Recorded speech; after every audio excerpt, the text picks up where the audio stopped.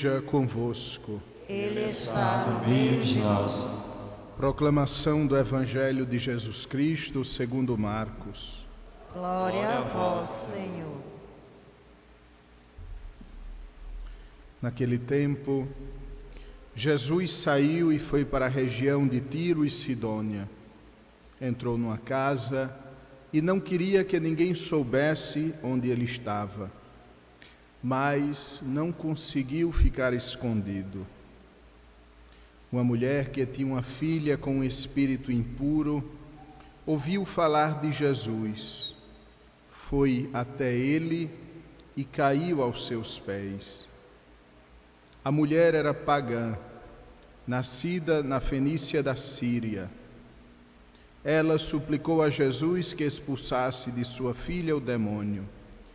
Jesus disse: deixa primeiro que os filhos fiquem saciados, porque não está certo tirar o pão dos filhos e jogá-los aos cachorrinhos. A mulher respondeu: é verdade, Senhor, mas também os cachorrinhos debaixo da mesa comem as migalhas que as crianças deixam cair. Então Jesus disse: por causa do que acabas de dizer, podes voltar para casa. O demônio já saiu de tua filha. Ela voltou para casa e encontrou sua filha deitada na cama, pois o demônio já havia saído dela. Palavra da salvação. Glória a vós, Senhor.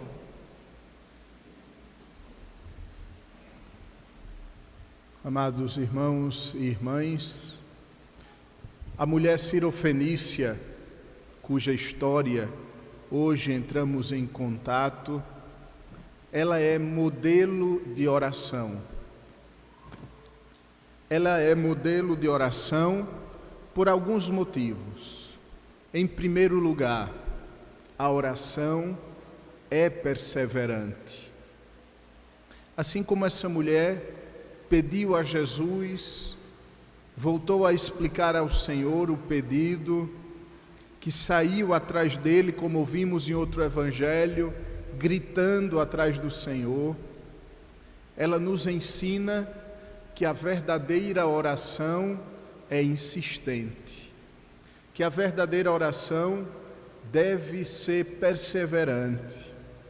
Nós que estamos desacostumados a perseverar, nós que vivemos a cultura do descarte, do descartável, nós que somos induzidos a não mais perseverar, mas passarmos adiante. Até mesmo nas leituras que fazemos, o próprio mundo atual nos faz passar adiante quando não nos interessa, quando não nos chama a atenção. A verdadeira oração, ela é uma súplica perseverante, porque fundamenta-se na confiança em Deus. Só dele nos vem a salvação. Só de Deus vem aquilo que nós estamos precisando. Por isso, devemos perseverar na oração. Qual é o pedido que nós fazemos ao Senhor há tanto tempo? Talvez o Senhor ainda não nos concedeu a graça, porque nós desistimos, porque nós com tanta facilidade deixamos para lá aquilo que antes de ser um desejo nosso, é um desejo de Deus para nós. Santo Agostinho explica que Deus não coloca em nosso coração um desejo se Ele antes não quiser realizar aquilo para nós. Ao lado da perseverança, essa mulher é exemplo de humildade. Amados irmãos, quem continuaria pedindo depois de um não tão peremptório como o de Jesus?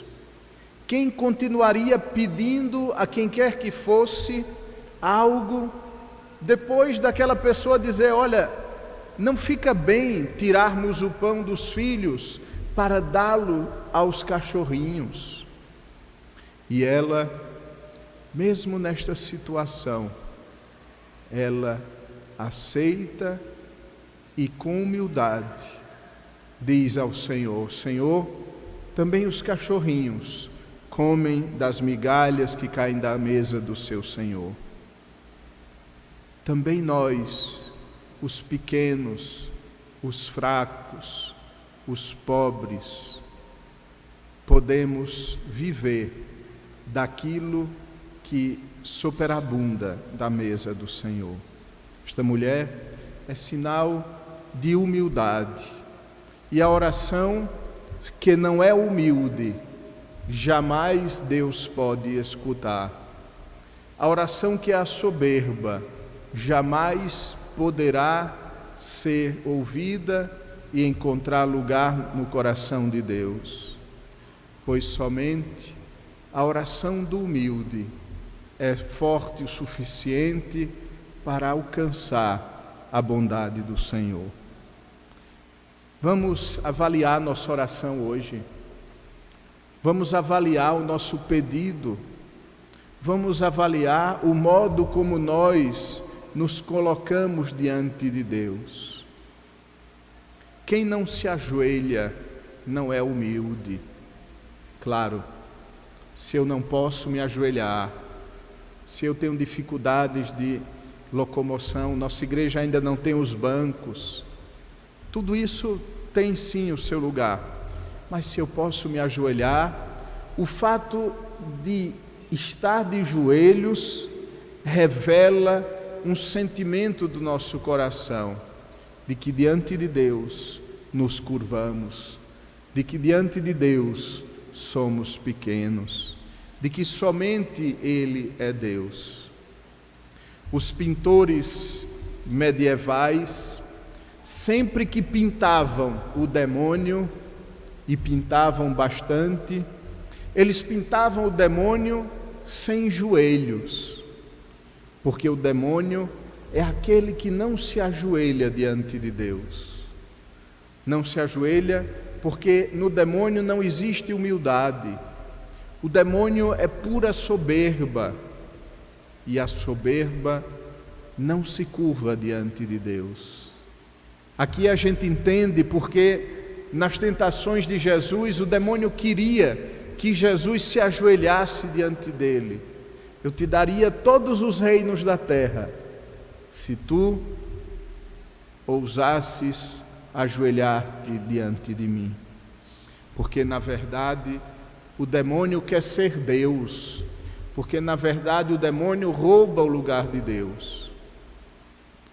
Não é à toa, amados irmãos, que Jesus olha para a mulher, depois da prova de sua humildade, diz: pode voltar, o demônio já saiu da tua filha. E o demônio saiu porque o demônio não suporta a humildade. O demônio não suporta um coração humilde, e por isso não poderia estar no mesmo lugar que aquele coração humilde que se tinha rebaixado diante do Senhor. Por isso que Nossa Senhora é toda de Deus, porque ela é toda humilde. Eis aqui a escrava do Senhor, faça-se em mim segundo a tua palavra. O não que os nossos progenitores deram a Deus no paraíso foi desfeito pelo sim de Maria. A soberba original de Adão e Eva dissolveu-se na humildade de Nossa Senhora. Hoje também ouvimos, na primeira leitura, a história de Salomão. Durante toda a semana nós ouvimos um trecho da vida de Salomão. E nos choca Salomão, que pediu a Deus sabedoria. Salomão, que a rainha de Sabá fez uma viagem imensa para ouvir sua sabedoria. No fim da vida, Salomão deixa de seguir o Deus verdadeiro para seguir os deuses falsos. Mesmo tendo visto o que Deus fizera na vida do seu pai, mesmo tendo visto e contemplado as obras de Deus no seu povo, Salomão, porque não teve um coração humilde, deixou-se levar pelas várias influências do seu tempo e adorou um Deus falso. A mesma coisa acontece nos dias de hoje. Quantas coisas nos influenciam, quantas realidades nos tiram da verdadeira adoração a Deus e nos fazem adorar ídolos, deuses falsos, pessoas, coisas, ideias. Voltemos, amados irmãos, ao verdadeiro Deus. Voltemos ao único Deus, o nosso coração, e só Ele adoremos, porque somente Ele é a causa e a razão da nossa vida.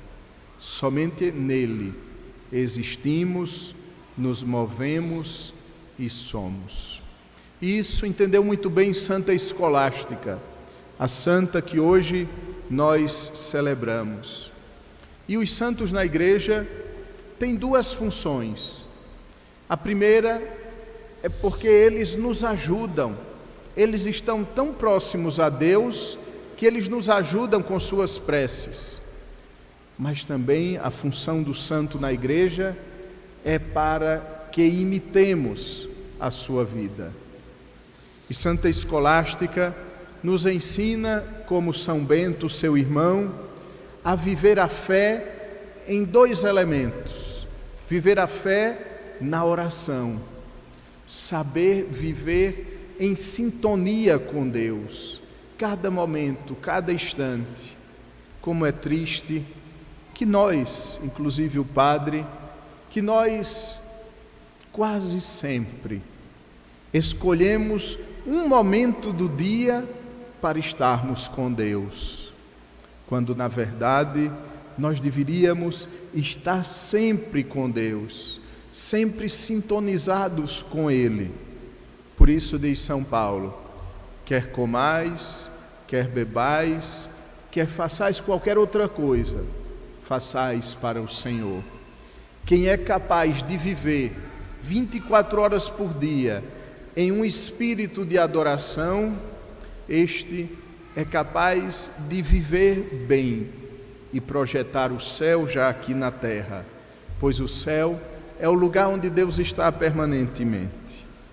E o segundo aspecto da vida de Santa Escolástica é o trabalho, oração e trabalho. Ora et labora, reza e trabalha. Saber fazer do trabalho uma oração. Saber fazer das coisas simples, do dia a dia, um modo de amarmos a Deus. Certamente nunca seremos mártires, certamente nunca daremos a vida por Cristo, mas podemos dá-la através do nosso trabalho, oferecendo aquilo que estamos fazendo para o Senhor. E aí a nossa fé deixa de ser uma ideia para ser uma realidade na nossa vida, para ser algo concreto na nossa existência. Amém. Cantando, ofereçamos ao Senhor a nossa